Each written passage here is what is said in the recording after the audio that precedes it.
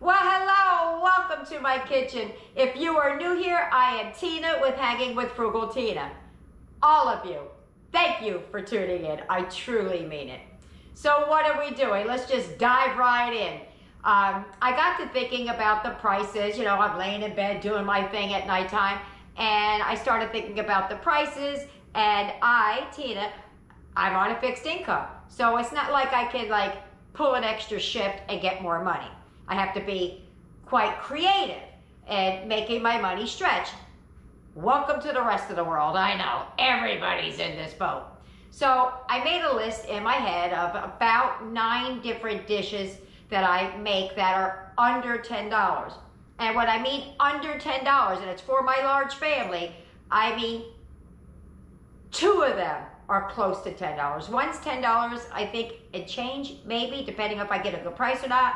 Another one is 9, another one is 7, but the rest are like 5 and change. I have one that's 3 and change. So for the next, I think, 9 videos are going to be all about these different meals that I could make for less than $10 for a large family. To show you that if I could do it, you can do it. You can take inspiration from what I'm doing, you know, whatever I'm making, you're gonna, you know what I would have done with that? If she would have did this, because hey, I don't know everything. I know what my family will eat. I know what I can make, but there's lots of stuff I don't know. So that would be great if people started chipping in and saying, hey, you know what you could have did? I would love that. But anyway, today we're doing a meal that's a comfort meal and it's a dupe at the same time.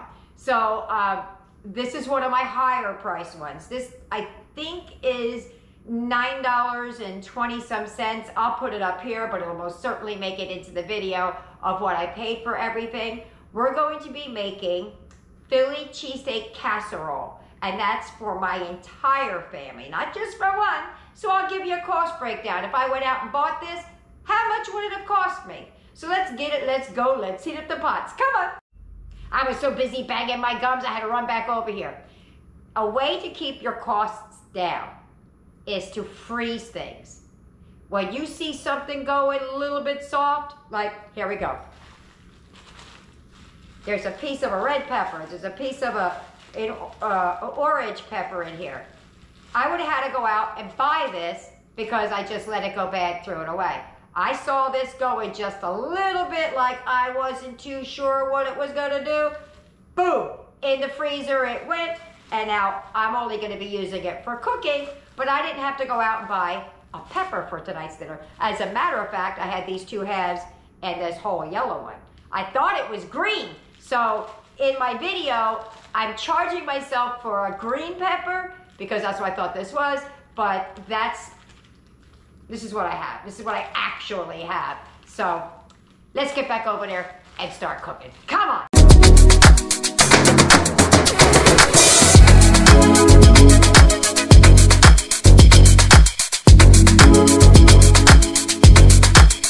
Here's everything you're going to need.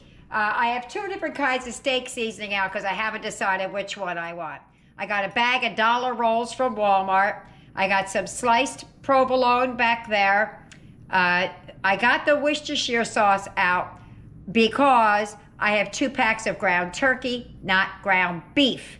That brought the price all the way down because in my store, I bought those for $1.77 a pack. You're going to need peppers, red, green, yellow, orange. What you got is what you got. I wanted a green one, but I thought it was green, it was yellow. You need some cream cheese and onion. I put up 0 cents, $0 for the onion because I no longer charge myself for onions when I do these things, because if I don't have an onion, there's onion powder, or you could reconstitute the onion flakes, as I have shown many times before on this channel. So if you don't have an onion, you can use onion powder. And onion, and then for Eric, for those of you who are non-dairy for whatever reason, don't like it, can't have it, can't digest it, are allergic, whatever the reason is, I have him this provolone for his top. And then for his cream cheese, I'm using this. Just in case you happen to have a dairy issue and you don't want to use dairy or can't. So let's get right to it. First thing I'm going to do is I'm going to start chopping up the peppers and onions and get the meat in the pan. First thing I'm going to do is start chopping up these semi-frozen peppers. So I guess it depends on what kind of knife. I need to sharpen my knife. I'm just going to cut them up into like strips. And then I'm going to cut those in half, I guess. I don't know how I want to do it. I might cut them, I might dice them. But you do however you want to do them. How big or little you want them inside your steak. So we're just going to chop these down. I got the other piece of the frozen yellow one over there. Alrighty. If I don't need all this pepper, I'll just do something with it, but that's what we're gonna do. I think I am gonna dice these down just a little bit smaller. I don't know why, I just feel like I want to. Because my kids like peppers, so it's not like I have to dice them up to hide them. But let's move over to the frying pan now, and I'm gonna show you what we're gonna do to start it before we throw it in the oven. All right, let's move over here.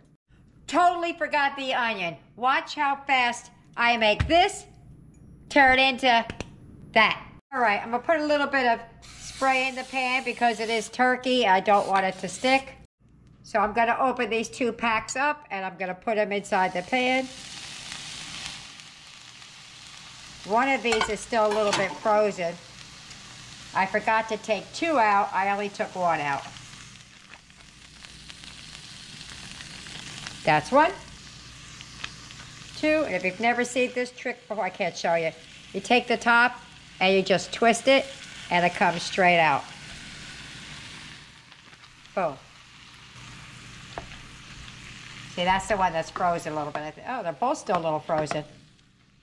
All right, well, we'll work it down. I am going to add Worcestershire, like I said, because it's ground turkey and not ground beef, and we want it to taste more like ground turkey than beef. That's probably a heavy tablespoon.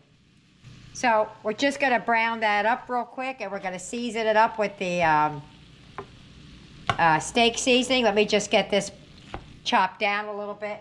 All right, so the meat is about halfway cooked. This is where we want to start adding some of our seasoning.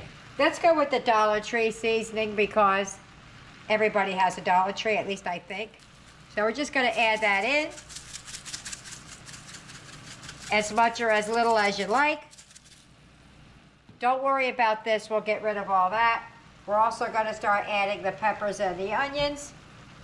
Quite a bit, it looks like, but it's not. Onions cooked down. Alrighty. So we're just going to let that all cook together. Keep mashing it up. Let the little bit of liquid that's in there cook down. And that's what we're going to do. I have to tell you, the provolone cheese that I'm going to be using in Eric's, my little taste tester, he's never had it before. So it's going to be a new experience. So he's had cheesesteak this way before, but not with this cheese and not in this manner. But he's had steakums on a roll. I guess that's what he's had. Alrighty, so it's all cooked. The peppers and onions aren't fully cooked, but they're gonna finish cooking in the oven. So, and I didn't even use all of that yellow pepper, so I'm gonna put that back in the freezer real quick. All right, so I'm gonna drain the grease off and we're gonna start putting this in the casserole dish and show you how to assemble that. I almost messed up. I started to go over to the pan, but we're not ready for it yet. I forgot about the cream cheese. It calls for 6 ounces of cream cheese. For Eric's, I changed my mind what I'm gonna use for his cream cheese. This is what we're gonna use. It looks like this. It looks like a block. It's bigger. This is just what's left. So I drained all of the grease out, and we're gonna add some cream cheese in. And I've had it sitting out, so it's at room temperature. I'm gonna guesstimate with Eric. I'm just gonna put a little bit in there. And on my cream cheese, it's marked where 6 ounces is. So fortunately for me, I don't have to guess on that. You should tell me down in the comments if you've ever added too much cream cheese to a dish and if it messed it up or not. I did once. It called for half a block, and I put a whole block in, and yeah, that was not a good plan. So I'm just gonna melt this through the meat. So it's just starting to melt down, and it's gonna make it nice and creamy. Eric's in the back over here doing its thing, and his is done. I'm gonna turn it off. Ours is nearly done. As soon as this gets mixed through, we're moving over there. Move it on over.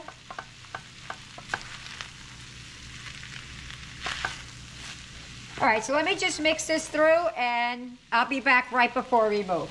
Okay, so that's what it looks like. And let me tell you something. I'm thinking this is look a little white. Well, it is turkey and not beef, but I took like a teeny tiny piece, maybe even smaller than that, and tasted this. I can guarantee you they're not gonna know that it's turkey unless they hear me talking. This is absolutely delicious. And I only had a tiny taste of it. I didn't have it on a toasted bun or a buttered bun, whatever you want to serve it on. I'm gonna toast ours. All right, let's go over there. Alrighty, so I have a 9 by 13.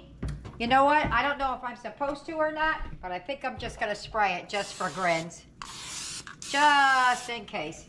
I'm gonna add this whole pan right in here. I've already taken some out for Eric. Little bit of grease is okay.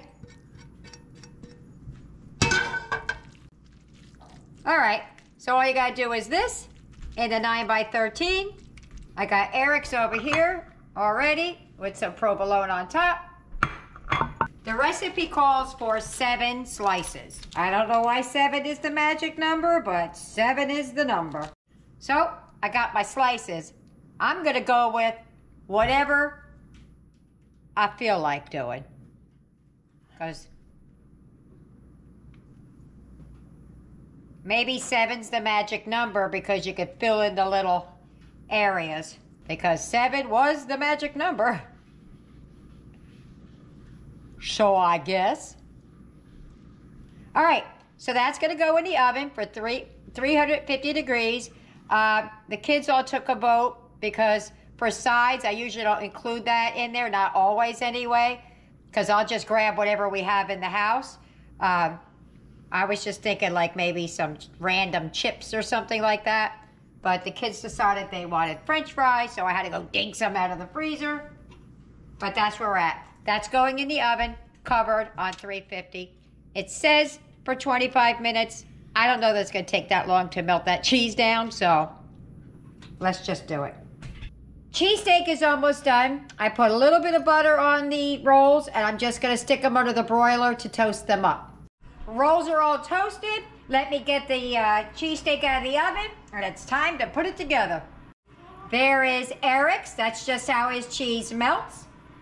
Now I'll show you ours. Alrighty, here it comes. Woohoo! That's all nice and melty. I'm gonna put that on the roll, and I'm gonna meet you at the table. If you get any benefit at all from my content, you can help me out by clicking like, share, commenting, and definitely hit that subscribe button. And don't forget to hit the notification bell so you'll be notified every time I upload a new video. We're at the table! Smells delicious. What do you think? So Eric's got a new cheese. He wanted his sandwich whole, so we'll see how he likes the new cheese. Slide over a little bit. The French fries are just regular old French fries, seasoned with garlic powder, onion powder, some seasoned salt, pepper. and some paprika. Yummy. All right, let's taste. Ready? Mm-hmm. I'm ready if you're ready. I'm ready. Go. Mmm. Oh, that is so, oops. That is so good. Wow. That is delicious. How do you like that new cheese? Yeah? It's good? It's a do again? All right. So they like it. All right. Well, I'll see you at the, there's not a whole lot to say, right? But, so we'll get the others fed, and I'll see you at the wrap-up. Bye-bye. Alrighty. So there are two types of things going on in this video. One was I fed my family for $9 and change. I could have threw in some corn and called it a day there and kept it cheap. But the kids wanted French fries and they got to eat it, so I added it in after the fact. So now that we're at the point where we want to see what the savings was, I don't want to base it on just the cheesesteaks that I made. The cheesesteaks that I made had more than 6, but they weren't as large as the regular cheesesteaks. Some of us had more than 1, so I'm just going to leave it at 6 so it's even. So if we had 6 cheesesteaks from my local area here with peppers and onions, it would have came to $86.40. Now, add in the fries. They were $4.80. I'm only doing 6, even though we had more servings than that. $28.80, which came to a whopping $115.20, y'all. Oh my goodness.